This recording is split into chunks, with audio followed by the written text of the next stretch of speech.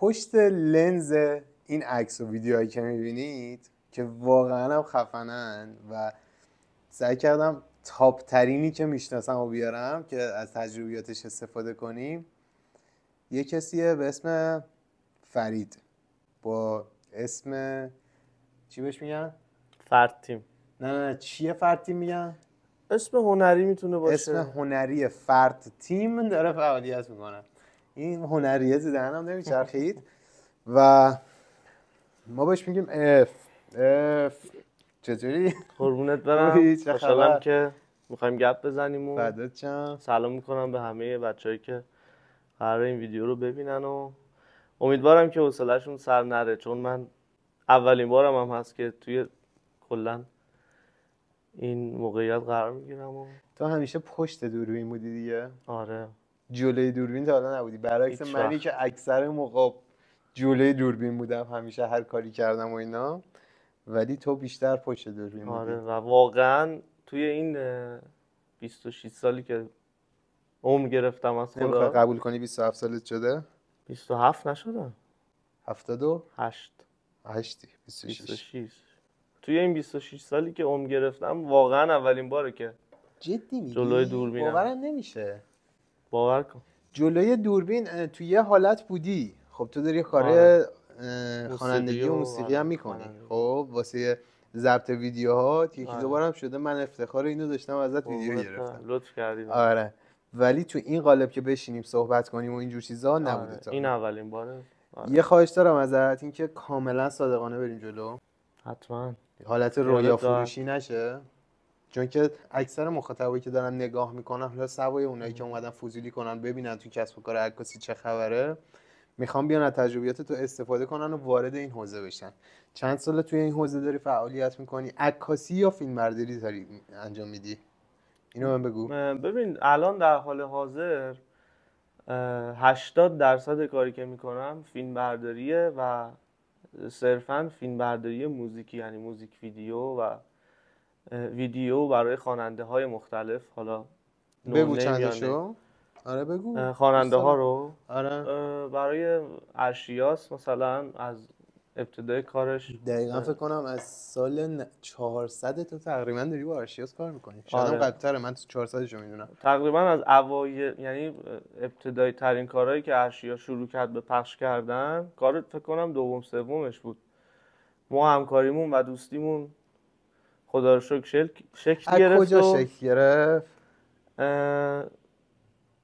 من خب شاید واسه خیلی‌ها جالب باشه، شاید مثلا یه کسی هستش که عکاسی آماتور یا فیلمبرداری آماتوری داره انجام میده، دوست داره با آدم معروفا کار بکنه. خب مثلا دو تا دلایلی که گفتم که آقا بیای توی اپیزود اینه که داری با گنده ها کار میکنی. خب چه برندا چه اشخاص داری با اینا کار میکنی و پشت پردهش خود من به شخصه دوست دارم بدونم که چی شد ارتباط گرفتی. یه نمونهش ارشیاس چی شد که تو الان دائم داری ازش عکاسی میکنی، موزیک ویدیوهاشو میگیری؟ ارشیاسو من اون موقع که کار میکردم، یعنی اون تایمی که به ارشیا پیشنهاد همکاری دادم، خدا رو شکر با خیلیای دیگه قبل از این پیشنهاد و این همکاریه خیلی کارا کرده بودم و که حالا در ادامه بهشون میپردازیم. ولی خیلی دوست داشتم که یک خواننده‌ای باشه که تازه کارش رو شروع کرده و همین اتفاقی که افتاده الان من از اول کنارش باشم توی حوزه تصویر برداری، حالا عکس، کاور، فیلم برداری، همه اینا. دوست داشتم که از بیس با یه نفری باشم و بیام و استیج اون آدم رو ببینم که خدا رو شکر الان یه تقریبا یکی دو هفته‌ای میگذره که 18 شهریور استیجش بود ارشیا. برنامه رو که میبینن ماه دیگه باشه، تقریبا میشه 40 روز میگذره ازش. آره. و میگم دوست داشتم این اتفاق با یه خواننده‌ای بیفته که هنوز اونقدی مردم نمیشناسنش و این پیشنهاد از طرف من بود کاملا و به ارشیا پیشنهاد دادم که دوست دارم با هم همکاری کنیم توی این زمینه. قطعا اون رزومه تو رو دید. آره اون موقع قبول کرد. آره. یه رزومه هم داشتی پشتش از پژمان جمشیدی، شهر فرش که حالا پروژهش بود. بله. سحر قریشی بود. انرژیزای نایت کینگ بود که خیلی اون تایم سر و صدا کرده بود، به خاطر اینکه اولین برندی بود که روی درای انرژیزا اومده بود، در پوش استیلیل و اینا کار کرده بود و خیلی سر و صدا کرده بود این موضوع. و حالا برندهای پوشاک تقریبا مطرحی که بود اون موقع، آره این نمونه کارا همشون روی پیج اینا من رو بود. چجوری گرفتی؟ این نمونه کارا، این رزومه چجوری جمع شد؟ میدونم که مسیر سختی داشتی. بسیار زیاد. چند سال هم دیگه رو میشناسیم؟ فکر کنم 10 سال بشه، 8 تا 10 سال فکر کنم بشه. آره 98 من اولین بار دیدم، از 6 ساله 98 206 رو داشتم مشکل. آره. تو همین یه پارکی اینجا بود. آره. آره 6 ساله که میشناسمت و میدونم که مسیر سختی و پشت سر گذاشتی که اومدی الان رسیدی به این لول. چی شد که این رزومه ها رو جمع کردی؟ ببین از وسطای کارم، یعنی از قبل اولین عکاسی با مثلا یه آدم سلبریتی که داشتم، عکاسی پوشاک میکردم توی بازار برای مانتو فروشا، برای عمده فروشای بازار و اینا، عکاسی پوشاک، تیشرت مردونه، همه اینها.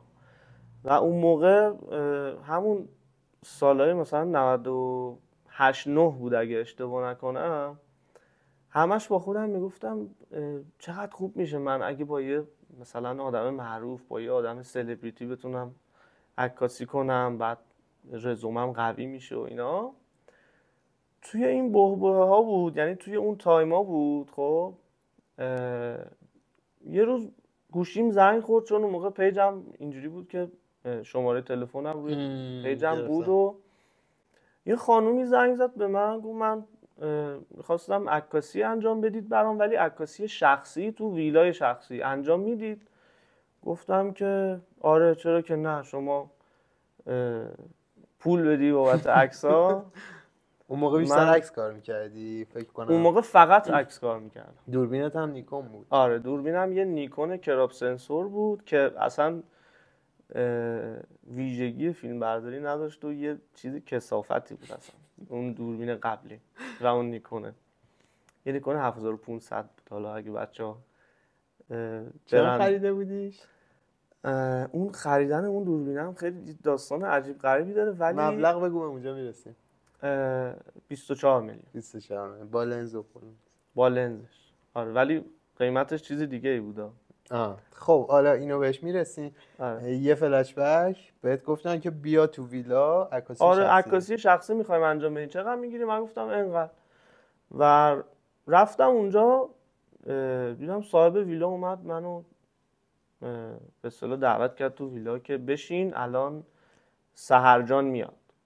من نشسته بودم تو ویلا، همجوری لطف کردن از ما پذیرایی کردن تا سحرجان برسه. من دیدم گوشی این خانومه که با من صحبت کرده بود و با من اون قرار عکاسی رو گذاشته بود زنگ خورد و گفت که سحرجان الان میام در باز میکنم. رفتن در رو باز کردن، اومدن دیدم از در ویلا سحر قریشی اومد تو. پشمام ریخت و باورم نمیشد. من اون ببین فکر کن که مثلا سحر قریشی فاصله 2 متری وایساده و من فکر میکردم که این خانوم شبیه سحر قریشیه و اسمش سحره. خب اینقدر باورت نمیشه؟ آره باورم نمیشه. بعد واسه یه پروژه‌ای که مثلا من آرزوشو داشتم حتی به رایگان حتی پول هم بدم و این اتفاق بیفته، ولی پولم گرفته بودم و این اتفاق داشت میافتاد. باورم نمیشد. و ایشون اومد و سحر قریشی اومد و اون تایمی بود که حاشیه های سحر قریشی با مهدی طارمی و اینا عکسای 2 نفرشون در اومده بود. آره اون موقع بود دقیقاً. فکر میکنم مثلا 1-2 هفته بود که عکساشون با مهدی طارمی در اومده بود. داغ و اصلا رو زبونا. اون موقع ما بچه سال تر بودیم دیگه، فکر میکردیم مثلا سحر قریشی ایران نیست، مهدی طارمی ایران نیست و اینا. عکاسی کردیم و بعد اون خانومم گفت که آره من برای سحرجان رزرو کرده بودم عکاسی و اینا که شما ازشون عکاسی انجام بدین. عکاسی کردیم با خانم سحر قریشی و تجربه باحالی بود. تجربه به شدت باحالی بود و اینو بهت بگم که مثلا توی اون موقعیت خب تو میگی خدایا مثلا این بازیگر معروف جلوی دوربین مثلا فیلم برداری خیلی به نام سینما و عکاسای خفن سینما اینا بوده، الان عکسای منو ببینه چه آبروریزی بشه، بگه این چیه داری میگی. و جالبیش برای من اینجا بود که عکسامو که میدید یه ذوق عجیب و غریبی میکرد که من آروم میشدم. یعنی عکساشو که میدی میگو چه عکسای خفنی. توی اپیزود اول همین پادکست 23 یه برنامه ضبط کردیم با پارتنر کاریم که توی بیزینس دیگه است، والی. بعد داشتیم راجع به همین موضوع صحبت میکردیم، یه تیکشو گفتیم که حاجی یه جایی هست تو خیلی خفن شدی، خب حالا درگیر اون کمالگراییه اینجور داستانا و اصلا فکر نمی‌کنی که اینقدر خفنی، یهو توی موقعیت قرار میگیری پرای خودت میریزه، میگی حاجی من خیلی خفنم، انگار خودتو درک نکردی هنوز. آره. یه همچین حالتی تو باور نداشتی. آره. و توی اون موقعیت قرار میگیری پرات میریزه، خیلی جذابه. این اولین اتفاق اینجوری بود که هنوز که هنوزه جزء مثلا خاطرات معدودیه که من تو ذهنم تا ابد باقی میمونه این اتفاق. و خدا رو شکر عکساشون هم خوششون اومد و استفاده کردن و حتی تگ کردن منو توی پیجشون اون زمان. حالا الان نمیدونم عکس‌ها هست رو پیجشون یا نه چون چندین سال میگذره، ولی رو پیج من هنوز هست. هنوز کامنت خانم قریشی با تیک آبیش هست و میگم تجربه خیلی خوبی بود. این اولین تجربه، مثلا اولین تجربه‌ای بود که من گفتم دمت گرم چه حالی به ما دادی، چون به خودش هم گفته بودم چی میشه یه آدم معروف بیاد ما ازش عکس بگیریم. اصلا یکی از چالش‌های به نظرم عکاسایی که تازه شروع میکنن این سبکیه که باید با 4 تا آدم معروف و گنده کار کنن تا آره. هنرشون تازه مهر تایید بخوره روش. همچین حالتی میشه. یه آدم معمولی وقتی میخواد بیاد آفیش، وقتی یکی رو نام میکنه که 4 تا آدم معروف توی پیجش نیست، آره. لولش رو میاره پایین انگار. اصلا اون عکاسه اگر از 4 تا آدم معروف عکاسی نکرده باشه انگار رزومه‌اش ضعیفه، حالا هر چقدر کارش خفن باشه. یه همچین حالتیه انگار. من خودم یادمه قضیه برمیگرده سال 94 اینطورا، این شاخ مجازی‌ها بودم. خب مثلا اون زمان من 40K فالوور داشتم. ویدیوهای سوسماسی نه عکس بود حاجی، اصلا ویدیو هم نذاشته بودم تو. حالا جالب بود واسه من، خیلی جالب بود. حالا قدیمیایی که منو میشناسن میدونن این داستانا. 42K فالوور داشتم. مثلا این 42K خیلی بودا. مثلا محمد امین کریپور 60K بود، مثلا همچین حالتی بود. یه دونه پست یهو می‌دیدی ریچش مثلا 300K. این سبکی بود. عکاسا چندین بار شد گفتن آقا بیا رایگان ما ازت عکس میگیریم که توی پیجمون باشه. حالا من با اون رفیقای شاخی که بودیم مثلا میرفتیم عکس میگرفتن که اینا تو رزومه‌شون باشه. گوه خاصی هم نبودیم، فقط فالوور داشتیم. ببین تبلیغ بگو چیز لااقل، بگو شکست نفسی میکنی یه چیزی بگو لااقل. بگو نه آقا فلان. میخواستم بگم دیدم میپرم، گوه خاصی نبودیم. گفتم میپرم وسط حرفت، بذارم حرفتو کامل کنی بعد اینا رو بگم. آره ولی دور از جونت حالا. ولی ببین یه چیز خیلی نرمالیه. خب یه خورده راجع به این موضوع حالا بچه‌هایی که مخصوصا بچه‌هایی که عکاسی میکنن یا دارن ویدیوگرافی و اینا انجام میدن یه خورده گارد عجیبی دارن بعضیاشون که هنوز متوجه این موضوع نیستن که آقا این کاری که تو داری رایگان برای یه آدمی که مشهوره یا مثلا یه فالوور زیادی داره انجام میدی به رایگان، تبلیغ کار خودته. آره، تو اگر نخوای با اون آدم معروف به رایگان کار بکنی و تبلیغت بشه، تو باید یه پولی رو در ماه یا در سال اختصاص بدی به تبلیغات. باید پول بدی به همون آدم معروف باز که تو رو تبلیغ کنه، ولی تو نری ازش رایگان عکس و فیلم بگیری. و چرا وقتی که تو میتونی رایگان عکس و فیلم بگیری از یه سلبریتی که فالوور خیلی زیادی داره، مخاطب خیلی زیادی داره. من یادم یه بار اومدیم همین کارو با هم دیگه بکنیم دیگه. تو اومدی گفتی تبلیغات میخوام. اون موقع خدا بیامرز تیفانی استایل، من گفتم که بیاید با هم دیگه کانکت چید تبلیغاتی برید. فوت کرد، فهمیدی؟ تیفانی استایل. جدی میگی؟ دختره؟ چرا؟ فوت کرد. 3 تا خواهر تو خونه گاز گرفتتشون فوت کردن. قضیه فکر کنم واسه 6 ماه پیشه. اوه من شنیدم اینو که 3 تا خواهر رو شنیدی. آره شنیدم. یکیشون تیفانی استایل بود دیگه. 3 تا خواهر هم بلاگر بودن. آره. فوت کرد. چه بد. نه بعد انقدر یهویی میگفتم بهت بکنم. دارک شد. آره. آخه تا ببین همین که یادم افتاد طرف کیه گفتی مرد. فهمیدی؟ اصلا کلاپس کردم. آدم خیلی خفنی هم بود. یه دونه یکی از بلاگرایی بود که من خودم دوست داشتم و دائم تو هر پروژه‌ای باش کار میکردم. آره اون موقع مثلا هزینه زیادی بود. خب که تو پرداخت کردی که با این کار کنی. یه نمونه از تبلیغاتت بود که اومدی این کارو کنی بعدش مثلا جور دیگه پیشرفت حالا مسیرت. ولی حرف خیلی درستی زدی. من کاملا قبول دارم حرف تو. خیلی قشنگ بود. مرسی. یه از این موضوع بکنیم. خیلی غرق شدیم توش. قبل این کار شغلت چی بود؟ قبل عکاسی تقریبا فروشنده لباس بودم دیگه. توی شهر بازی کار کردم به عنوان اپراتور دستگاه‌های بازی. منم همینطور. قربونت برم خوشبختم که میبینم. کارهای اداری مثلا کاغذ بازی و تو اداره دیدی یکی هست مثلا کاغذها رو از این اتاق میبره تو اون اتاق. یه اسم مدیر داخلی هم بهش میچسبونن. از این کارا هم زیاد کردم. فروشندگی هم توی کافه هم کار کردم. توی سام کافه فرشته کار کردم. بار صبحونه و سالاد بودم. تو آشپزخونه. وقتی داره فرید. من خیلی لک زده دلم پاستهاتو بخورم. جدی میگم.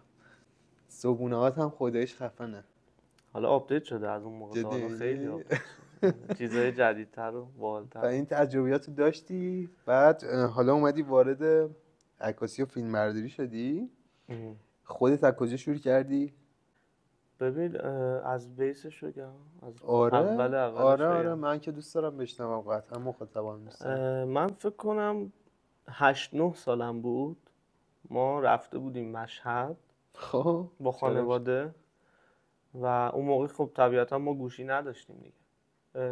پدر یه دونه حالا پدرش با کلاس شدم یهو پدر بابام یه دونه سونی اریکسون داشت از این دکمه‌یا و هنوز اون گوشی رو ما داریم تو خونم. پشتش هم نوشته بود که کامرا 2 مگاپیکسل 0.2 مگاپیکسل اینجوری نوشته بود پشتش. من با گوشی بابام از بابام چند تا عکس گرفتم توی حرم. عکس گرفتم و هیچی اون سفرمون تموم شد و ما برگشتیم و اینا. خواهرم این عکس‌ها رو میفرسته توی جشنواره‌ای، یه جشنواره بین‌المللی که شاخه‌های مختلف داره ولی با موضوع حرم مطهر یا همچین چیزی. یعنی 8مین خورشید ولایت. اصلا اسم جشنواره هم همین بود، 8مین خورشید ولایت. آره هنوزم فکر کنم برگزار میشه. آره بعد جشنواره بین‌المللی اون موقع یادمه که از کشورهای عربی خیلی شرکت میکردن توی مثلا خوشنویسی، شعر سرودن و این چیزا و عکاسی و طراحی مثلا نقاشی و این چیزا. خواهر من این عکسایی که من از بابام گرفتم و بدون اینکه بگه با میره توی کافینت و این عکس‌ها رو میفرسته توی این جشنواره. حالا عکس از نظر خودت قشنگ بود داری عکس رو من اینجا بذارم؟ میتونم براتون بفرستم. بفرست مثلا بذارم ببینیم. آره باید پیداش کنم بفرستم بذارم. آره. این عکس رو میفرسته توی این جشنواره و مثلا 1-2 ماه بعد از اون مشهدی که ما رفته بودیم زنگ زدن که نفر اول عکاسی نه بابا آقا پسر شما فرید مثلا یه پسر 8-9 ساله. آره و زنگ زدن به ما گفتن که باید بیاید مشهد. اون موقع هم هزینه ها اینجوری نبود که راحت به همین الانش هم اینجوری نیست که تو راحت بتونی سفره دی. بعد مثلا بابام گفت که نه حالا باشه یه کار یعنی پیچوند یه جورایی. بعد دوباره زنگ زدن فرداش گفتن که آقا 1 هفته هتل رایگان، شام نهار صبحانه رایگان و 2 وعده غذای حضرتی به همراه خانواده رایگان، رفت و آمد رایگان. نه بابا بیاید توی این جشنواره حضور داشته باشید، اهدای جوایزه. فکر کن همه این آپشن ها بود، اهدای جوایز هم داشت. و اون موقع مثلا مجری اون برنامه سید جواد هاشمی بود، شهید زنده. ما رفتیم و همه این آپشنایی که بود و اینا، حالا جایزه چی بود اون موقع؟ مثلا به نفر اول توی هر رشته‌ای یه سکه تمام بهار آزادی جایزش بود. این موضوع تموم شد. 2 سال بعد دوباره همون جشنواره. خب و حالا جالبیش کجاست؟ حالا من گوشیه رو داده بودم دست بابام از من گرفته بود. یعنی توی عکس‌ها من بودم و باز برنده مسابقه من بودم. نه بابا به خدا حاجی من خیلی کنجکاو شدم ببینم عکس‌ها رو بعد میفرستم. من یه حالت این شکلی اگه چای نریزه روم، یه این شکلی ظریح رو گرفتم. بابام از من عکس گرفته ولی من به اسم خودم، یعنی به عنوان ثبت کننده عکس‌ها فرستاده بودم. و بار دومم باز همینجوری هتل و سکه تمام بهار آزادی و اینا. اون موقع من اصلا به عکاسی و این چیزا علاقه نداشتم واقعا. اون موقع عشق خوانندگی داشتم و از 7 سالگی مثلا تو دسفول زندگی میکردیم. یه مثلا ساختمونا همه ویلایی بود و فضاهای مثلا جنگلی و اینا داشت. قوطی حلبی مینداختم گردن رفیقام، با بند شیرینی آویزون میکردیم. اونا طبل میزدن، من نوحه میخوندم. 7 سالم بود. خب عشق خوانندگی داشتم. بعد اصلا مثلا مرتضی پاشایی که مرد افسرده شدم و اینا. اون موقع مثلا 13-14 سالم بود اگه اشتباه نکنم. این اتفاق افتاد.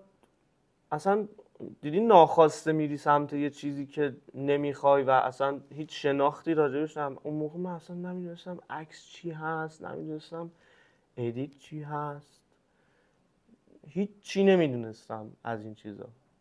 ولی مثلا با 2 تا عکس، بعد اون موقع اصلا ادیت و اینا هم نبود که. میگم یه دوربین انقدیه، عکس خامو من فرستادم 2 مگاپیکسل فرستادم و دیگه رفته اون موسیقیه بود. یعنی علاقه و عشق به موسیقی هنوزم هست، ولی فقط به عنوان یه عشقی که همیشه با من هست. و رفته علاقه من شدم به عکاسی و فیلم برداری و گفتم چه باحال، چه چیزای عجیب و غریب و جدیدی میشه ثبت کرد.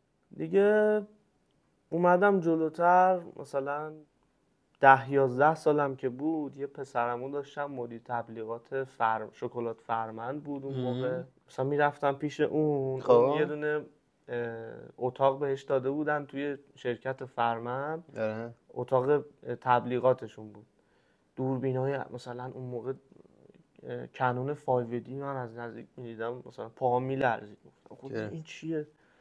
از پسرمون سوال میکردم محمد این چیه فلان اینا. پسرمون هم عکاس خفنی بود، الان دیگه نیست، الان یه شغل دیگه داره و اصلا خارج از کشور رفت. کم کم علاقه‌مند شدم. حالا بماند که رفتیم توی سری شرکت ها، دوربین نمیتونستم بخرم، لپتاپ نمیتونستم بخرم، همه کاری با گوشی کردم یه چندین سال متوالی تا بتونم دوربین بخرم و اینا. کی خریدی اولین دوربینتو؟ اولین دوربینمو 1400 خریدم. همون نیکونه؟ همون 24 تومن خریدی؟ همون اینجا نیکونه. بهش ادامه بده خورده. چی بود داستانش که 24 تومن؟ ببین سال 99 خب من یه شرکتی کار میکردم.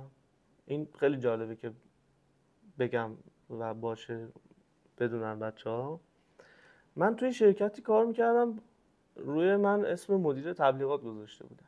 بعد من وقتی که رفتم اونجا استخدام شم، یه دونه S7 Edge داشتم، یه سامسونگ S7 Edge 2400 خریده بودم قسطی. باز اونم کثافت، اونم عشق. سرعت قاشق بر ثانیه. بعد رفتم این شرکت آگهی داده بودن که ما عکاسی بردار و مدیر تبلیغات می‌خوایم برای مجموعمون. یه شرکت وارد کننده تجهیزات بدنسازی بود. خب رفتم اونجا، مدیرش که داشت با من مصاحبه میکرد گفت خب پسر جان دوربین داری؟ گفتم نه. بعد گفت پس با چی میخوای عکس و فیلم بگیری؟ گفتم من با گوشی میگیرم و ادیت میکنم تحویلتون میدم، اگه دوست نداشتین که استخدام نکن. گفت ایشالا لپتاپ و سیستم و اینا که داری؟ هیچ کدومو نداشتم و خیلی پررو گفتم که سیستم دارم. گفتم تو خونه سیستم دارم ولی لپتاپ ندارم. نه سیستم هم نداشت. نه سیستم داشتم نه لپتاپ. میگم فقط یه S7H بود. تو فکر کن من 1 سال 9 ماه توی این شرکت با گوشی فیلم میگرفتم، میومدم خونه با کاین مستر، یه اپی اومده بود به اسم کاین مستر، با کاین مستر ویدیوها رو ادیت میکردم، فرداش میبردم تحویل میدادم، میگفتم با کیس با سیستم ادیت کردم. بعد اون موقع مثلا افتاده بودم تو گوگل نسخه بدون لوگوی اپلیکیشن کاین مستر و اینا، هنوزم توی گوشی‌های اندرویدی هست. آره فارس روید، کسی که نمیدونن فارس روید راحت میتونید نسخه کرک رو دانلود کنید. نسخه کرک همه اپلیکیشن‌ها که خیلی به درد می‌خوره. من یکی از چیزایی که کپکام همه یکی از چیزایی که اندروید دوست دارم همینه که راحت میتونی کرک منم عاشق اندرویدم ولی دستفال خاطر کار مجبوریم. اسفند شد توی همین کار بودم 9 ماه و همه کاری هم می‌کردم و بعد مثلا بعد چند ماه خود اون مدیر رفت برای شرکت خودش دوربین خرید، گفت با این دوربینا کار کن. حالا عزای من چی بود؟ با دوربین عکس و فیلم میگرفتم، سیستم نداشتم ادیت کنم. خدایا چه غلطی بکنم من. رمو میآوردم خونه، وصل میکردم رم ریدر رو وصل میکردم به گوشی، سرعت قاشق بر ثانیه میریختم تو گوشی، بعد باید کانورتشون میکردم همه عکس و فیلم ها رو که این گوشی بخونه. بعد دوباره ادیت میکردم اون تحویل و اینا. اسفند این مدیر عزیزمون منو اخراج کرد خیلی بی‌دلیل. چرا؟ یادمه که دقیقاً رسیدیم به تعطیلی فروردین. مثلا فکر کنم 25 اسفند بود، 20 اسفند بود اینا بود. هممون رو جمع کرد تو لابی، همه کارکنای اون شرکت رو جمع کرد تو لابی، به من و یه نیروی دیگه دست داد و گفت خیلی دوست داشتم همکاری کنیم بیشتر از اینا ولی نشد، خدا نگهدار. آره و یه دونه پایه حقوق به من داد و بعد آبدارچی اون شرکت من باهاش رفیق بودم، سنش کمتر بود، یعنی تقریبا هم سنای خودمون، یه جوونی بود. باهاش صحبت کردم گفتم چیه قصه و چرا این ما رو اخراج کرد، ما که همه کاری برای این کردیم، زحمت رو خیلی کشیدیم و اینا. آبدارچی گفت من 4-5 ساله توی این شرکتم، این آقا هر سال عید به خاطر اینکه عیدی و سنوات نده با نیروهایی که کارشون لنگ نیست این کارو میکنه. میگفت بجز من و 2 تا حسابداری که وجود داره تو شرکت با همه همین کارو میکنه، هر سال نیرو میگیره و اخراج میکنه. اونجا این اتفاق که افتاد افت کلام از آدم گرفته میشه. آره خب اونجا چه موضوع شیرینی اشاره کرد. اونجا من گفتم ترین آدمم اگه دیگه واسه کسی ثابت کار کنم، یعنی به صورت اینکه صبح پاشو برو تا ظهر جون بکن برگرد یه حقوق ماهیانه بگیر. گفتم من یه چند ماهی خونه نشین، بعد اون موقع حقوق مثلا بود 2800. بعد 2800 رو مثلا میگفتن فلان روز نیم ساعت دیر کردی حالا 2400 موقع. بعد تو چیزی نمیتونستی بگی که. تصمیم گرفتم که دیگه کار ثابت نکنم، یعنی گفتم خونه نشین شم، نمیدونم برم هر کاری به ذهنم برسه میکنم ولی کار ثابت نه. با همون 400-800 که بهمون داده بودم یه چند ماهی گذروندم و 2 ماه فکر کنم. آره دیگه آره من دوربین نیکونم و اردیبهشت گرفتم. 2 ماه 3 ماه با اون 2800 گذروندم و رفتم شهرستان تعطیلات عید و اینا. برگشتم گفتم خب بذار من برم یه دوربین بخرم خودم شروع کنم عکاسی. خب رفتم یه جا با سال 1000 تا داستان و اردیبهشت سال 1400 اردیبهشت 1400 رفتم یه جا گفتم که دوربین یه جا پیدا کردم که دوربین قسطی بفروشه. گفتم که این دوربین رو میخوام و با این لنز. گفت قابل شما رو نداره، 12700. بعد گفتم که بخوام برام قسطیش کنین یک ساله چجوری میشه؟ گفت 24700. یعنی 2 برابرش رو قسط‌بندی کردن توی یک سال. و دوربینو گرفتم اومدم خونه خوشحال. همین که اومدم خونه تو اتاقم گفتم لپتاپ ندارم چیکار کنم؟ این بر اون بر. اصلا ببین تو بگو مثلا 500,000 تومان مونده باشه تو بری یه لپتاپ بخری. آره. یعنی قبلش فکرش نکردی؟ رفتی ببین اصلا فکر انقدر نه دیگه مثلا گفته بودم تهش اینه که این همون شرکته عکسای اینو با گوشی ادیت میکنه. دامادمون برگشت گفت، یعنی این اتفاقات افتاده بود، صحبت کردم با خواهرم اینا، دامادمون گفت من یه لپتاپ دارم که استفاده ازش نمیکنم، حالا لپتاپ دوممه، لپتاپ قبلیم گوشه خونه افتاده، تو بیا با این کاراتو انجام بده. گرفتم لپتاپ رو به من داد و از خواب بیدار میشدم، این لپتاپ رو روشن میکردم، ناهار میخوردم. این لود میشد؟ نه فکر نکن لود میشد. میرفتم بیرون با رفیقام. داری اغراق میکنی. نه بابا نمیشه. به خدا جدی میگم. باتری لپتاپ خوب میشه. نه برق مستقیم باتری این لپتاپ اصلا باتری نداشت. برق مستقیم. نه جدی بگو چقدر جدی بهت میگم. بیدار میشدم ناهار میخوردم، یعنی بیدار میشدم روشنش میکردم، ناهاری که میخوردم 2 ساعت 3 ساعت طول میکشید. 2 ساعت 3 ساعت طول میکشید این لپتاپ لود شه، ویندوزش بیاد بالا. و با این من 2 سال با این لپتاپ و با این دوربین 2 سال کار کردم و تقریبا دوربین گفتی 7500 نیکون؟ 7500 نیکون. چه لنزی؟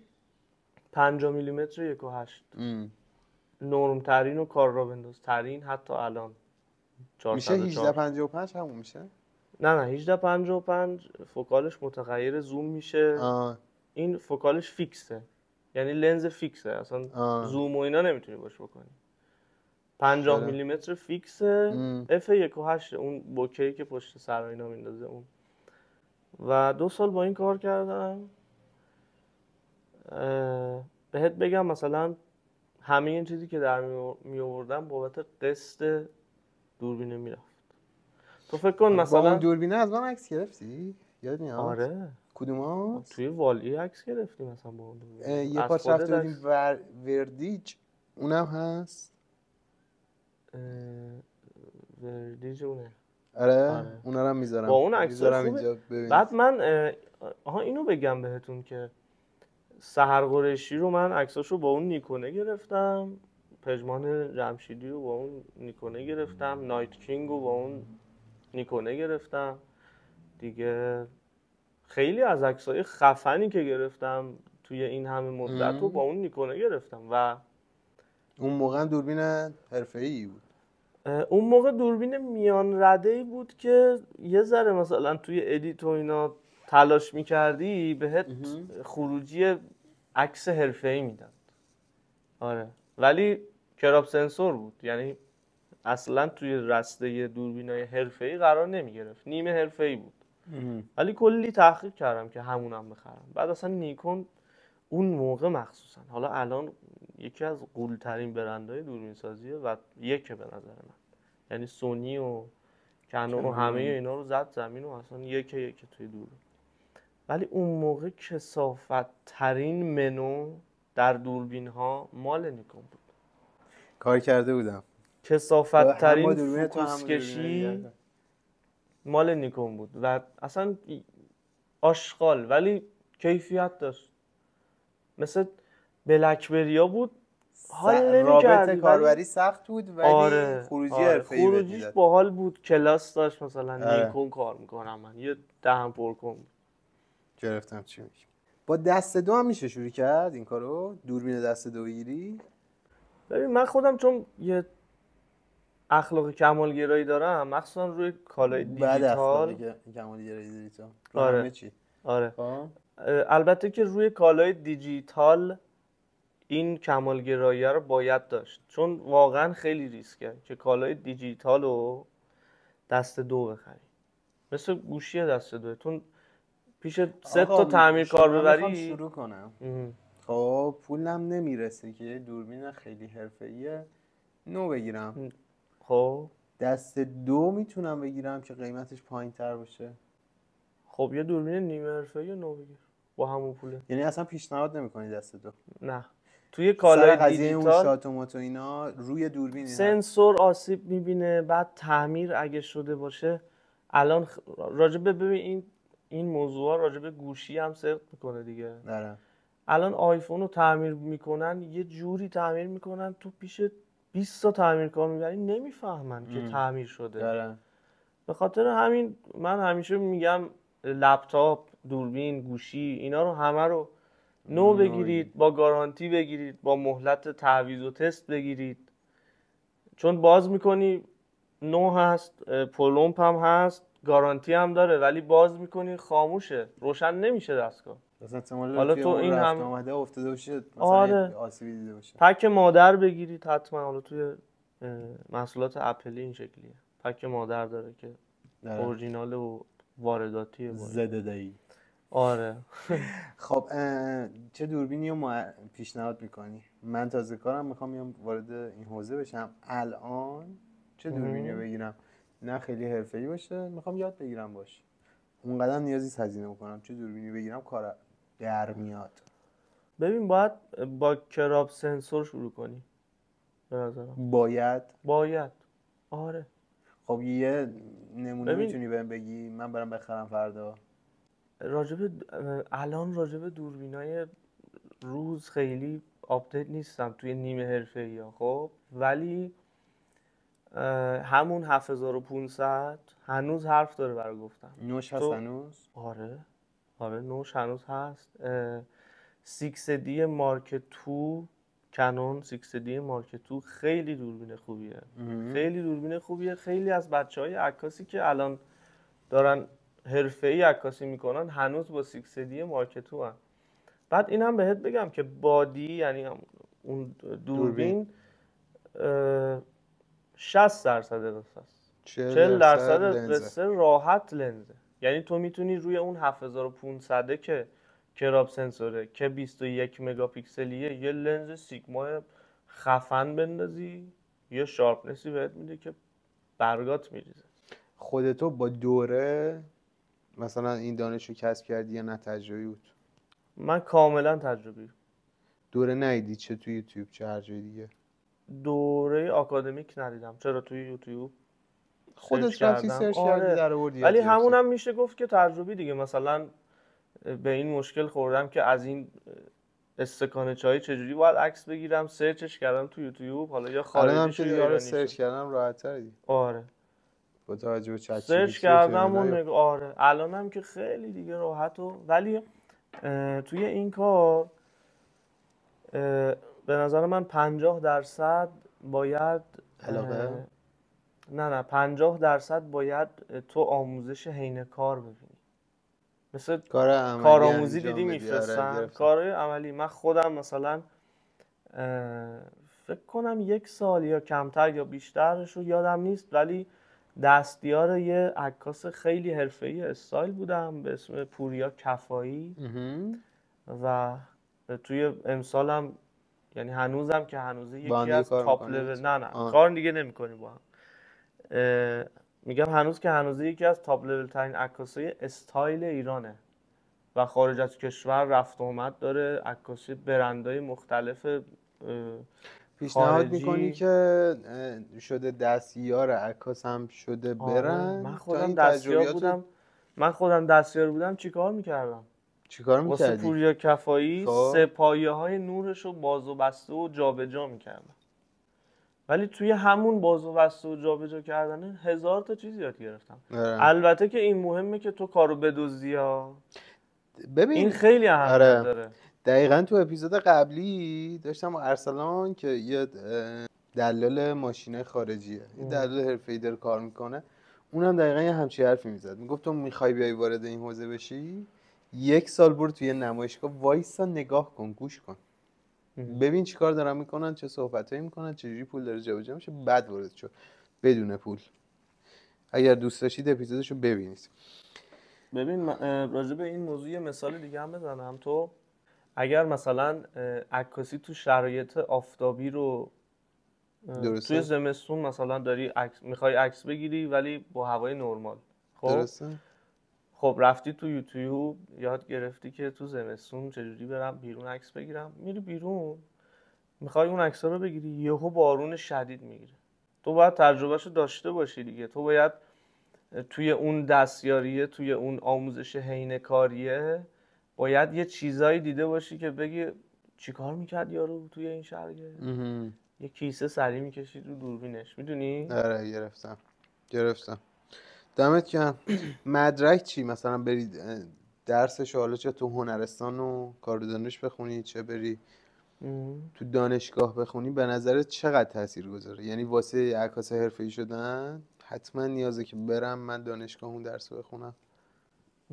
نه اصلا کمک میکنه؟ هیچ کمکی نمیکنه و به جرئت میتونم بهتون بگم که دانشگاه ها هیچی یاد نمیدن. به موافقم. جز اینکه از رو کتاب تئوریه، براتون میخونن. آره خب حالا بیشتر. ایزو چیه بچه‌ها؟ ایزو این کارو میکنه. بابا تو دوربین باید دستت باشه، با ایزو 1 ماه کار کنی، با اون مثلث نوردهی رو بچه‌ها ببینید. مثلث نوردهی اینو که میچرخونی، مثلا مثلث گرفتم چی؟ نوردهی میشه مستطیل نوردهی، این فایده نداره. خب و تو دانشگاه ها این چیزا رو یاد میدن. خب آره. حالا یه سری دانشگاه هست غیر انتفاعی، دانشکده های غیر انتفاعی که میتونی معرفی فکر کنی؟ کنم دانشکده هنرمعماری پارس خیلی اهمیت میده به این موضوع و اونا آموزش میدن. حالا من یه رفیقی داشتم که اسمش الان یادم نیست، میگفت که من خودم حتی دیپلمم ندارم توی هیچ رشته‌ای، ولی توی هنرمعماری پارس درس میدم، عکاسی درس میداد. آها. آره تجربی خیلی، یعنی یه استادی رو بردن اونجا که هیچ مدرکی نداره ولی توی عکاسی قوله. خب گرفتم چی؟ بردنش اونجا گفتن حالا بیا به بچهای ما یاد بده، توی که مدرک نداری. و اصلا اینجا مدرک دوره و اینا؟ هیچی، فقط تجربه کار و اینکه نمونه کار. تو الان به نظرم چیزیه که تو باید شروعش کنی، روز به روز بهتر میشه. تو شاید 100 تا عکس بگیری، 101 بهتر از اون 100 تا قبلیه دیگه قطعا. هی که میره جلوتر تو تجربت هم بیشتر میشه. و این یه شغلیه که ببین تو هر روز باید یاد بگیری وگرنه عقب میمونی. آپدیت باید بشی.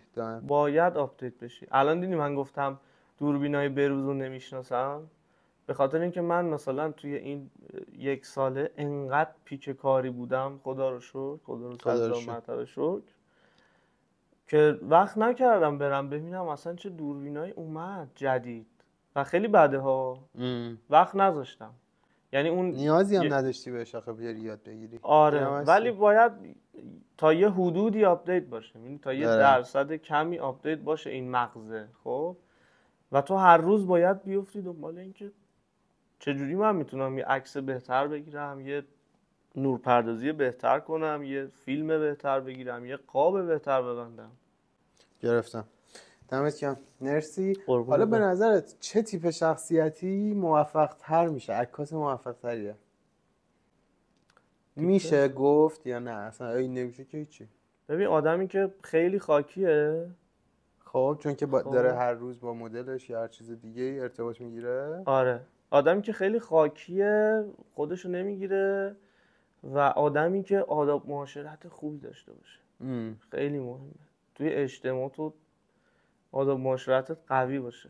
دقیقاً دیگه. چون وقتی مثلا چه میدونم ادیتوری، توی یا لپتاپت، حالا یه مشتری هم هستش که واسط میفرسته، ولی وقتی پشت دوربینی، قطعا جلوی دوربینت یه فردیه که تو باید یه خاطره خوب واسش باید باهاش ارتباط بگیری، یخشو وا کنی، از این کارا باید باهاش بکنی. بعد این که میگم خاکی باشه، تو توی یه سری شرایط باید بخوابی رو خاک و نمیدونم تو کف تالار عروسی بخوابی، یه تصویر خوب بخوای بزنی، نمیدونم از درخت باید آویزون بشی، میدونی یعنی باید آدمی باشه که نگه وای من پیرنم چروک میشه اگه دوربین دست بگیرم. اصلا از این خبرها نیست. گرفتم. دمت گرم. حالا اولین باری که پول درآوردی کی بود و چه حسی داشتی؟ یادت میاد؟ ببین اون تایمی که دوربین خریدم خب پیجم اونقدر قوی نبود که مثلا مشتری برام بیاد که بتونم امرار معاش کنم باید. درست. رفتم تراکت چاپ کردم و توش نوشتم که عکاسی مثلا مانتو شلوار فلان اینا شاتی انقدر تومن. اگه اشتباه نکنم اون موقع همون 1400 اینا بود دیگه. اون موقع شاتی 250,000 تومن نوشته بودم. هنوز از اون تراکت ها اگه اشتباه نکنم دارم. یک تراکته کثافت بود اینم یا نه؟ اینم میخواستم بگم یه تراکت سیاه‌سفید داغون خودم نوشته بودم. بعد اصلا خیلی داغون. بعد حالا اینو من میخواستم مثلا تو بازار پخش کنم کار بگیرم دیگه. درسته. حالا من همه پولامو داده بودم بابت پیشخست دوربینه. پول نداشتم اون موقع 400-500 تومن میگرفتن که تراکت پخش کنن. خب این دوستایی که تراکت پخش میکنن خودم دونه به دونه تولیدیای هفته تیر، بازار بزرگ، 15 خرداد، خیام، همه تولیدیای لباس بود. شاید اگه الان فقط هم می‌خواستی تو مد و پوشاک فعالیت کنی اون موقع چون دستیار پوریا که بودم عکاس استایل بود و اینا و یه چیزایی از مد و پوشاک میدونستم، اون موقع فقط توی اون ژان میتونستم برم. خب و تجربه کافی هم نداشتم دیگه. میرفتم دونه به دونه تولیدی ها رو میگشتم، این تراکتر رو میدادم دستشون. بعد یه سریاشون خیلی بد برخورد میکردن. بازاری ها هم یه لحن لاتیتوری حق به جانب بالا به پایینی همشون دارن. اینجوری که ما خودمون بابا عکاس سالیم صاحب دیگه میاد 100 تومن میگیره ماساژ هم میده، یه لحن این شکلی. یه سری هم سلام خوش آمدین فلان اینا، حتما اگه موردی بود باهاتون تماس میگیریم و اینا. حالا این اگه موردی بود باهاتون تماس میگیریم فرداش مثلا زنگ میزد یارو این حال میداد. خب اولیشو بهم بگو که یادته کدوم بود، چقدر گرفتی؟ ببین اولیش یکی از همین بازاریا بود و توی چیز بود، پاساژ ایرانیان، سرای ایرانی همچین چیزی توی سمت خیامه که کارشون تولیدش یعنی تولید و دوخت شومیزای زنونه بود. فردای همون تراکته زنگ زد بهم که آقا بیا لباسای ما رو ببر عکاسی کن. گفتم دمت گرم. بعد گفت چقدر میشه و فلان و اینا. گفتم چند تا کاره بود؟ 10 تا مثلا کار بود. درسته؟ گفتم 2500 250 زده بودن. گفتم 2500 تخفیف بده فلان. گفتم 2 تومن. حالا این 2 تومن رو که داد طرف گفت باشه اوکی. من از این 2 تومن باید یه خانومی رو میآوردم که این لباسا رو بپوشه و یه پولی از اون 2 تومنه بهش بدم و استودیو هم نداشتم دیگه. از اون 2 تومن باز یه پولی میدادم به استودیو. واقعا رفتی استودیو گرفتی؟ آره رنت کردم. چرا؟ خب تو فضای آزاد میگرفتی. شومیز بود، بی حجاب بود.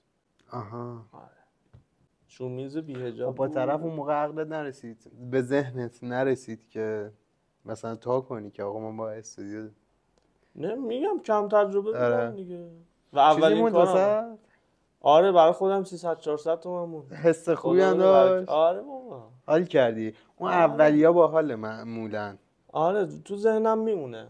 مثلا شهر فرش این تقریبا این شکلی بود، یا مثلا همون سحرقریشی این شکلی بود دیگه. من میگم حاضر بودم پولم بدم با سحرقریشی عکاسی کنم ولی پول گرفتم و تو ذهنم مونده گرفتم. یا مثلا شهر فرش اگه بخوام برات بگم، یه بابای زنگ زد گفت عکاسی پشت صحنه سینمایی میکنی؟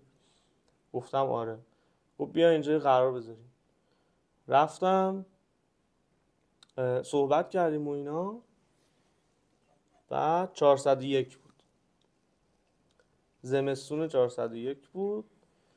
گفتن چقدر میگیری؟ ما 3 روز میخوایمت، 3 روز بیا اینجا برامون عکس بگیری و اینا، تولید محتوا بکنی و اینا. تازه این چیزا مد شده بود. من یه عدد پرت بالایی گفتم نمیگیره بابا، نمیدم. ما هم بذار یه چیزی الکی بگیم، حداقل بگن یارو مثلا خفنه کلاسشو گذاشت. گفتم مثلا اون موقع برای 3 شب من پول مثلا 1 ماه کار کردنم گفتم، عدد 1 ماه کار کردنم گفتم اینقدر. بعد یارو اینجوری نگاه کرد، یه آقای ریش سفیدی بود و محسن، یه اینجوری نگاه کرد. من تو ذهنم گفتم حاجی الان پامش میزنه زیرم. گفت شماره کارتو بده.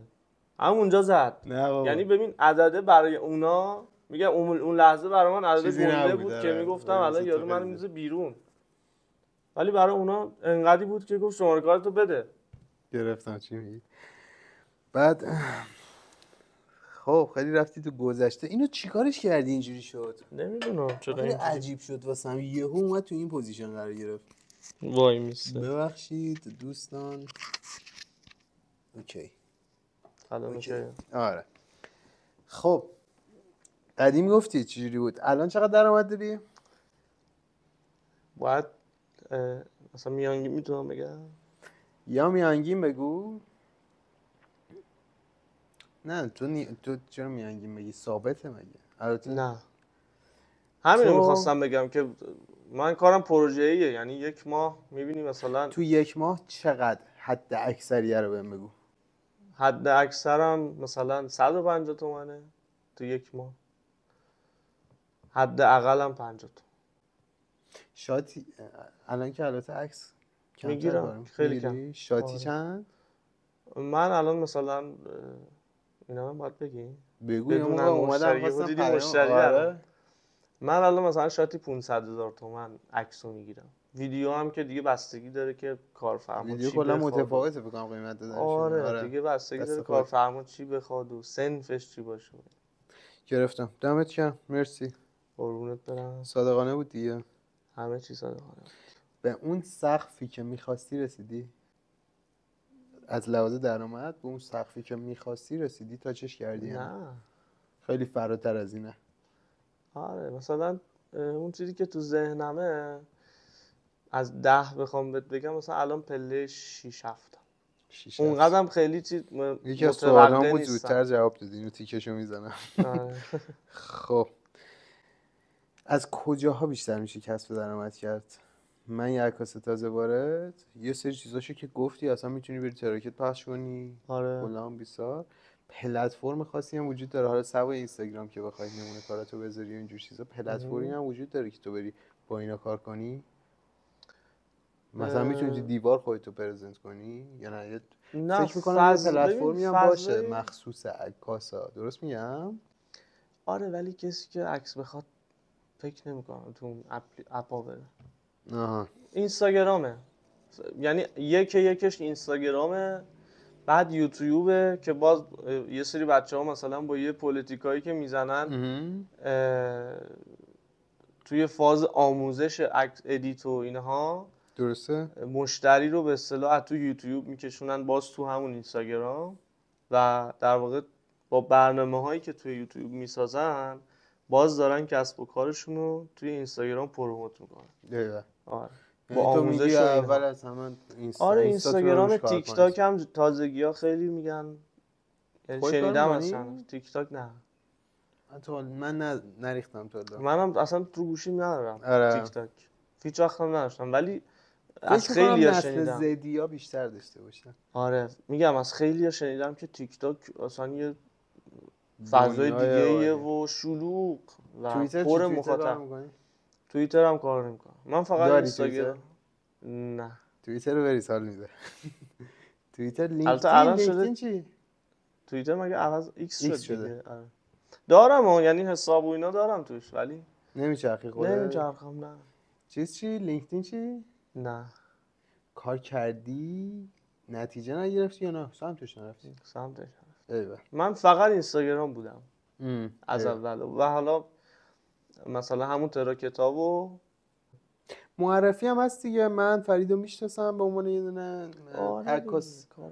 مثلا یکی میاد بهم میگه عکاس، من معرفی حالا یه تایمی مثلا بیزینس کارت فیزیکی داشتم، مثلا جایی میرفتم خب طرف آدم معروفی بود یا مثلا توی حرفاش مثلا میشینم که مثلا با هم بودیم ها، نه اینکه مثلا یاری سر یه میز دیگه من یه بارم بگم عکاس هستم، عکاس خیابانی.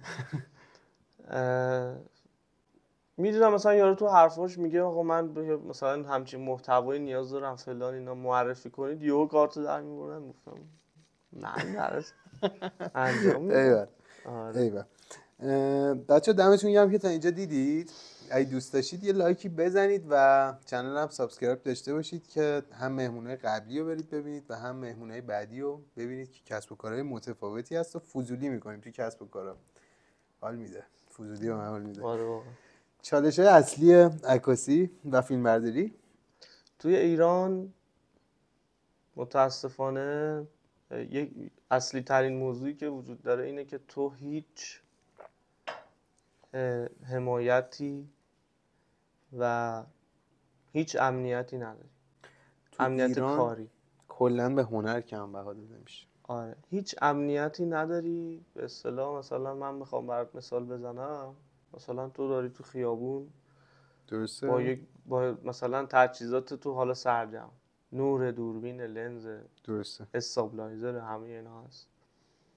300 میلیون 400 میلیون تو خیابون داری کار میکنی، یکی میاد میبره و تمام میشه و هیچ کاری هم نمیتونی بکنی. یعنی نه بیمه وجود داره براش. الان بیمه مثلا سرقت موبایل آوردن تا یه درصدی، ولی دوربین نیومده؟ نه. جدی؟ جالبه. دوربین و تجهیزات تصویر برداری و بعد خیلی جاها اصلا خود ارگان‌های دولتی گیر میدن که آره اینو خیلی شنیدم. تو رو آسفالت چرا مجوز باید داشته باشه. من مثلا یادم همون دوره‌ای که دارم بهت میگم 94 5 که شاخ بودم و اینا، یه پات رفتیم عکاسی پشت بیمارستان سارم اکباتان، داشتیم عکس می‌گرفتیم، یهو یه موتوری مأمور اومد گفتش که واسه چی اینجا دارید عکاسی می‌کنید؟ گفتم کجا عکاسی کنیم؟ گفت مجوز چیه؟ دوربین رفیقمون رو گرفت و داستانی شد. حالا با کلی صحبت سنمون هم کم بود دیگه، ولمون کرد. موردای این شکلی انقدر میگفتن عکسو پاک کن. آره به تو چه ربطی داره؟ خیابون پارکه. متاسفانه. ببین یه جورایی میشه گفت سوالامو من می‌خواستم ازت بپرسم، ماشاءالله اینقدر خوب صحبت می‌کنی، تو ندونه خودت جواب دادی اینا رو. من هی دارم تیک میزنم اینایی که چیز بوده. تا حالا پیش اومده بخوای همه چی رو ول کنی؟ خسته شی این کار؟ هزاران بار. چی باعث شد که ادامه بدی؟ ببین انگار مثلا یه انرژی هست. خب من اعتقاد به هیچ موجود و هیچ فرقه‌ای و اینا به جز خدا به هیچ چی اعتقاد ندارم و به این ایمان کامل دارم که خدا وجود داره و پشمات میریزه اگه بگم، یعنی چیزی به جز این کلمه به ذهنم نمیرسه. یه تایمایی مثلا من پول نداشتم اسنپ بگیرم تا خونمون بیام و داشتم پیاده می اومدم اون مسیر رو و چه کنم زنگ بزنم از کی قرض کنم، یهو مثلا یه مشتری ناشناسی، یه خط ناشناسی زنگ زده که فلان کارو میخوام، پیش پرداختش هم همین الان میزنم. یه دونه از این تجربه‌ای که داشتیم من یادم، با هم دیگه بودیم فکر میکنم. کدوم؟ داشتیم تو خیابون ولیعصر شبای عادتی داشتیم من و فرید میرفتیم پیاده روی، مثلا ساعت 12 شب تازه میرفتیم خیابون ولیعصر. آره خیلی ساله که دیگه این کارو نکردیم، نمیدونم چی شد ولی یادم من هنوزم میکنی تنها میری؟ همیشه. جدی؟ تنها با دوست دخترم. با دوست دخترام دیدی یعنی هر کی ببینه اسم نبرش ممکنه تغییر کنه. ولی آره میرفتیم تو این مسیر، مثلا میرفتیم باغ فردوس یا هات چاکلت کاپوچینو چیزی میگرفتیم تا پارک ملت. آره تا من یادم پیاده پیاده میومدیم. آره خیلی پیاده. و توی اون مسیر یه بار این داستان واسط پیش اومد که مثلا آره این تجربه تو کنارت بودم. خیلی از این موردا پیش اومده که گفتم آقا ول کن از خدا خواستی اوکی شده واسط. حتی بعضی جاها هم نخواستم یعنی ببین من چقدر پر رو هم که یه سری جاها هم نخواستم ولی اون حاله رو داده. مثلا صبح پا شدم مثلا یکی مشتری قدیمی نوشته که داداش راستی اون سری مثلا 2 تا عکس به من دادی من یادم رفت پولشو بزنم این پولش. یهو خودش زده به شماره کارت اتوماتیک بدون اینکه شماره کارت بگیره و بپرسه. حالا یه اینجوری زیاد داده. منم به این نقطه صفر خیلی رسیدم. حتی به این موضوع که دوربین رو بفروشم همه چی رو بفروشم برم مثلا یه کسب و کار دیگه رو استارت بزنم که حس میکنم یه ذره، یعنی فکر میکنم یه ذره پول ساز تره ولی نگه هم داشته. به مهاجرت فکر میکنی؟ نه اوکی فکرم نمیکردی. ببین اگه بدونم شرایط سیفی دارم میگم، چون یه ذره کمالگرا و یه ذره ریسک نکنم. درسته. من اگه بدونم شرایط اوکیه و مثلا راحتم اگر مهاجرت کنم با کمال میل انجام میدم ولی الان بهش فکر نمیکنم. اوکی. این کار شرکتی هم میشه انجام داد؟ بله خیلی ها انجام میدم. چی شریکی دقیقاً؟ دوربین رو شرکتی گرفتید؟ یا مثلا استودیو شرکتی چیه یا یه برندی رو اومدی؟ من که انجام ندادم تا حالا. نه ولی کلا میگم میشه خیلی انجام میدن. مثلا فیلم بردار عکاسن یکیشون پول داره دوربین میخره و همون اونی که دوربین میخره یه درصد بیشتری هم برمی‌داره. یا مثلا 2 تا رفیق صمیمی ان که یکیشون عکاس یکیشون فیلم برداره نصف تجهیزات خریدن و توی پروژه عکس‌ها رو پولش اون برمی‌داره ویدیوشو این برمی‌داره. استودیو حالا همین. چرا انجام ندادی؟ علاقه نداشتی؟ پیشنهاد نشده به دوست نداشتی کلا؟ پیشنهاد که بسیار بوده ولی سولو راحت‌تری؟ سولو راحت‌ترم به خاطر فرد تیم یه عقبه‌ای داره که اولین عدد فرد یکه و فرد تیمم یعنی چی؟ یعنی تیم یک نفره. ایوه. هوش مصنوعی تهدیدت میکنه؟ فعلا خیلی خنگه. فکر نمی کنم فعلا. شاید یکی دو سال آینده واقعا بشه. شاید نسخه های پولیش بشه. الان هم آخر مثلا حرکتایی که میزنه پشمیزونه. یه دونه عکس اینجوری سلفی میگیری میدی بهش یهو یه چیز خفن تحویل درست شبیهت نیست ولی داره تحویل میده. آره راست میگی فعلا خیلی. آره. فعلا نسخه های پولیش شاید بتونه یه ذره مثلا یه وولی بزنه. آره ولی اون هوش مصنوعی هم نیاز به عکس و فیلم من داره که الگوبرداری کنه، پردازشی بکنه برای تو یه چیزی بسازه. نه ایول. شغل آرزوی بچگی چی بود؟ خواننده معروف گفتی شدم. بابا من میگم همه رو گفتی تو. این یه دونه اصلا یادم نبود. رشته تحصیلیت هم گفتی؟ دیپلم معماری دارم. دیپلم معماری. ایول. اونم چون باز هنر و اینا توش داره رفتم.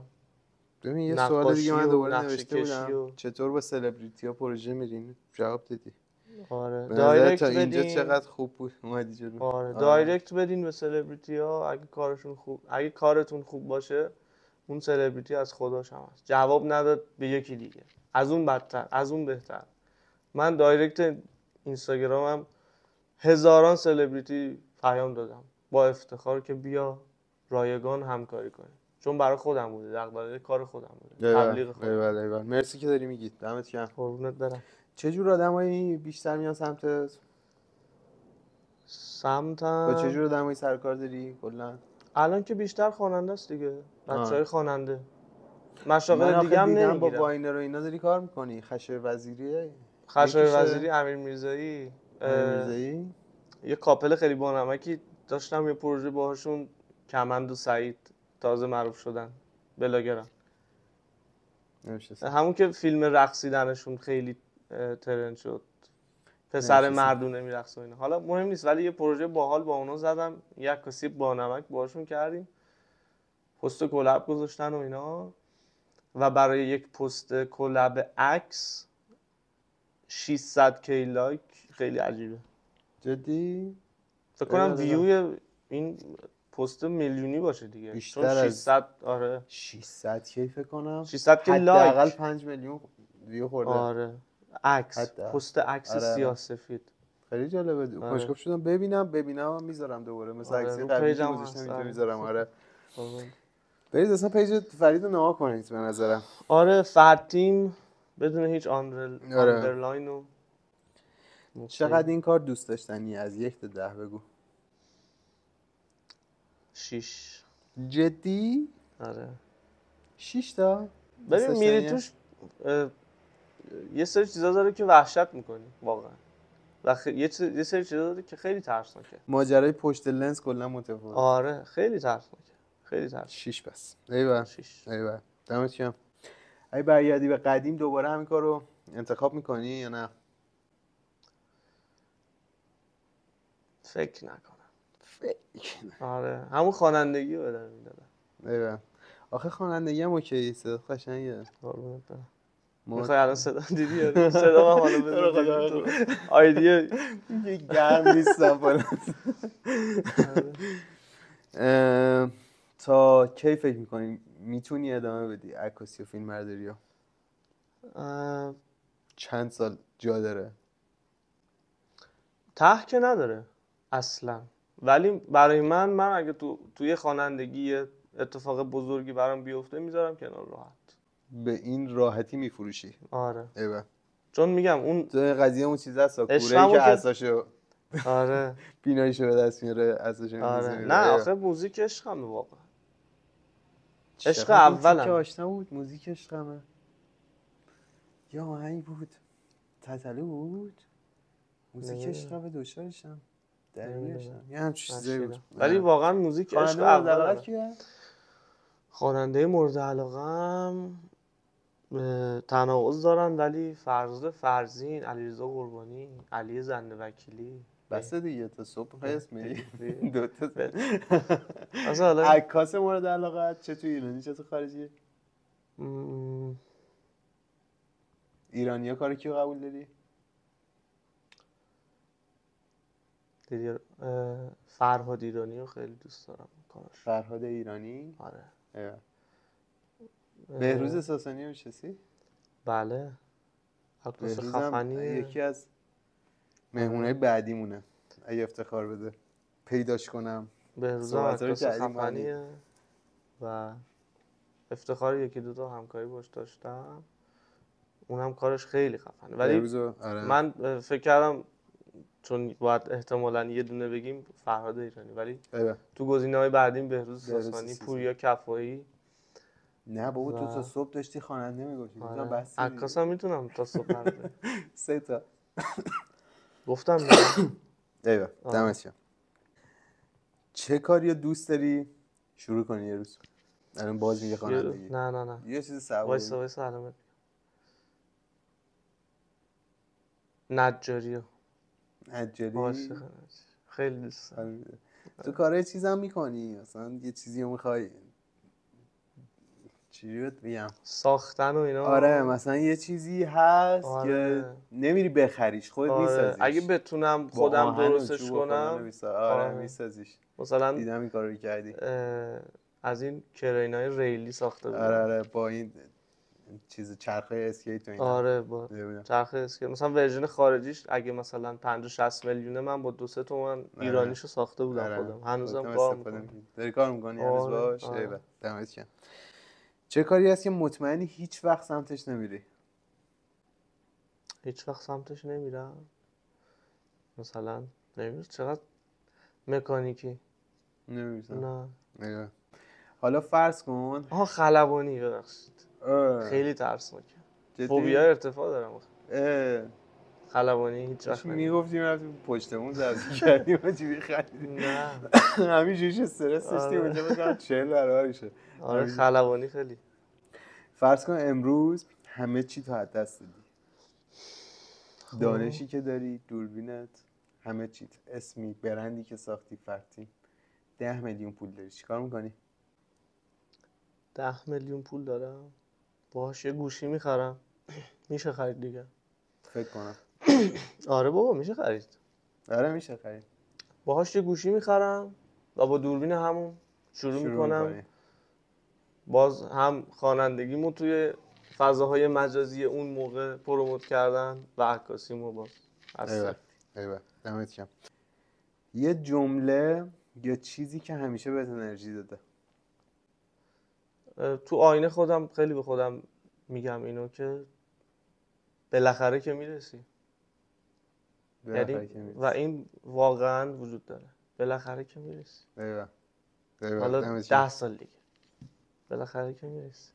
دمت گرم. حالا یه نصیحت بکن به کسایی که میخوان وارد این حوزه بشن.